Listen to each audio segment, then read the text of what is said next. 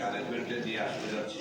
এখন পর্যন্ত তারা ভিসার অনারেবলের ব্যবস্থা করা হয়েছে, সবকিছু হয়েছে। যেমন সিরিয়া আছে, তার মধ্যে একটা ইয়েমেন আছে, তাদের আমরা স্পেশাল অ্যারেঞ্জমেন্ট করেছি। তো জর্দান আছে আমাদের আশেপাশে, মানে আমি আর নাম উচ্চারণ করতে চাচ্ছি না, যে দেশটা আমাদেরকে হামলা করে দিয়েছে তাদের আশেপাশের দেশগুলো অ্যাফেক্টেড অলরেডি। তারা অনেক সময় বিভিন্ন কারণে আসতে পারে না, তাদেরকে আমরা আমাদের পক্ষ থেকে একটা প্রণোদনা দিয়ে নিয়ে আসা হচ্ছে, যাতে করে আমাদের প্রোগ্রামটা সাকসেসফুল হয়। তারা খুব উৎসাহী। আপনারা সবাই জানেন, ইতিমধ্যে আমি এই কাতার ভ্রমণ করেছি, তাদের ওয়েস্ট এশিয়া চ্যাম্পিয়নশিপ ছিল, ওইখানে তাদের সাথে আমি ব্যক্তিগতভাবে যোগাযোগ করেছি এবং তাদেরকে আশ্বস্ত করেছি যে তোমরা আসো, তোমাদের আমরা ওয়েলকাম জানাচ্ছি। তারা ইতিমধ্যে আজকে সকাল থেকে তাদের ফ্লাইট শিডিউলগুলো আসা শুরু হয়েছে। আশা করি আমরা আগামীকাল থেকে তাদেরকে, আজকে মিডনাইট থেকেই তাদেরকে আমরা স্বাগত জানাতে পারবো। আরেকটা প্রিয় সাংবাদিক ভাই বোনেরা, আপনারা সবাই জানেন যে আর্চারি ফেডারেশন নতুন হলেও তাদের সাফল্যের হার কিন্তু অনেক বেশি। পার্সেন্টেজ যদি করতে যান, যে আমরা স্বাধীনতা বাংলাদেশে এই আর্চারি অর্জনটা আমাদের বয়সের ক্ষেত্রে অনেক বেশি হয়ে গেছে। আপনাদের দোয়া এবং আপনাদের যে সহযোগিতা আমরা পেয়েছি, এটা অস্বীকার করার মতো কিছু আমাদের নাই। আমরা সবসময় আপনাদের সাপোর্ট পেয়েছি, যখন যেটা চেয়েছি আমরা আমাদের জন্য এগিয়ে আসছি। এবারও আপনারা আসবেন, এই আমরা কামনা করছি। আপনার উপস্থিতি দেখে আমাদের মানে বুকটা ভরে গেছে এবং আমরা আশা হলো আমরা দেখতে পাচ্ছি এবারও একটা কিছু আমাদের যদি ভালো সাফল্য আসতে পারে, তাহলে অবশ্যই আমরা আরেক ধাপ এগিয়ে যাব।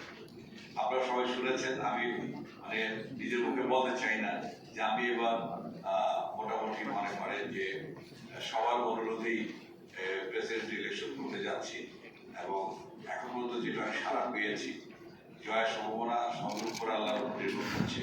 তবে আশা করি আপনাদের সহযোগিতা পেলে বাংলাদেশ নতুন অধ্যায়ের সূচনা করতে যাচ্ছে আর কি, এবং সেটা নির্ভর করে আপনাদের সহযোগিতার উপরে।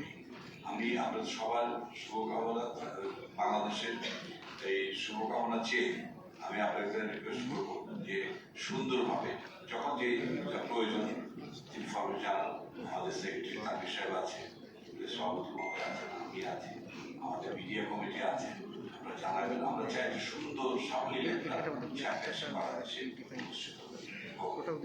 আমরা আরেকটা জিনিস সভাপতি সাহেব বলেই ফেলেছেন যে আমাদের কিভাবে আমরা এই চ্যাম্পিয়নশিপটা পেয়েছি। আমরা আনন্দিত হবে যে বাংলাদেশ কতটুকু পপুলার হতে পেরেছে, জনপ্রিয় হতে পেরেছে সবার কাছে, এটা আমরা সংক্ষেপে বলতে চাই। আমরা যখন 2023 সালে ব্যাংককে কংগ্রেসে আপনাদের তখন আমাদের সাথে প্রতিদ্বন্দ্বিতা করতে যাচ্ছিল ভারত এবং চায়না। ভারত আগে বলেছেন যে আমরা বাংলাদেশকে সম্পদ দিয়ে দিলাম, আমরা করতে যাবো বাংলাদেশ। তারপরে বলে চায়না। আপনি জানেন একটা বৃহৎ শক্তি ভারত, তারা করণীয় এমন কিছু নাই যে তারা করতে পারে, সবই ভালো, তাদের ক্যাপাসিটি আছে, আমাদের ছেলে অনেক উন্নত হবে। কিন্তু যখন নাকি মোটামুটি পর্যায়ে গেল, দেখা গেলো আমরা বললাম 14টা ভোট, চায়না 10টা। সেক্ষেত্রে আমরা কিন্তু জনপ্রিয়তার দিক দিয়ে সবগুলো দেশের কাছে বাংলাদেশের গ্রহণযোগ্যতা অনেক বেশি।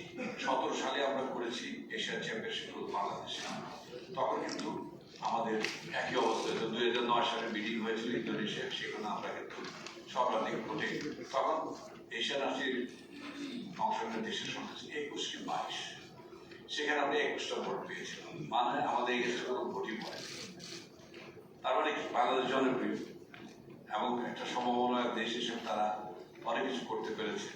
এরপরে আমরা যখন আবার এই 21 সালে করতে যাব, এটা ছিল ভেদু ছিল 17 সালে আমরা কিন্তু আমরা কোনো বিল্ডিং এ যাই নাই 21 সালের জন্য, কিন্তু 21 সালে একটা অটোমেটিক্যালি যখন কিরগিজস্তান ইরানকে হারিয়ে ভেনু হিসাবে স্বীকৃতি পেল যে কিরগিজস্তান হবে, তখন কিরগিজস্তানের সমস্যাজনিত কারণে তারা করতে পারে নাই, বিধায় বাংলাদেশ সেই সুযোগটা পেয়ে যায়। সেকেন্ড অল্টারনেটিভ ভেন্যু হিসেবে বাংলাদেশ আগে ইয়ে করা ছিল, আমরা সুযোগ পেয়ে যাই। সেখানে আবার কংগ্রেস ইলেকশন হয়েছে, সেখানে আমি সর্বাধিক ভোট পেয়ে ফার্স্ট ভাইস প্রেসিডেন্ট দ্বিতীয়বারের মতো নির্বাচন করেছি। এইবারে আশা করি আপনাদের দোয়া করে ঠিকঠাক মতো ইনশাআল্লাহ এবার আপনাদের মুখে হাসি ফোটাতে পারবো, বাংলাদেশকে আগে এগিয়ে দেওয়ার চেষ্টা করতে পারবো। তো ধন্যবাদ সবাইকে যে আজকে আসার জন্য। আপনারা সব কাগজপত্র পেয়েছেন, তারপর যদি আপনাদের কোনো প্রশ্ন থাকে আমি আছি আপনাদের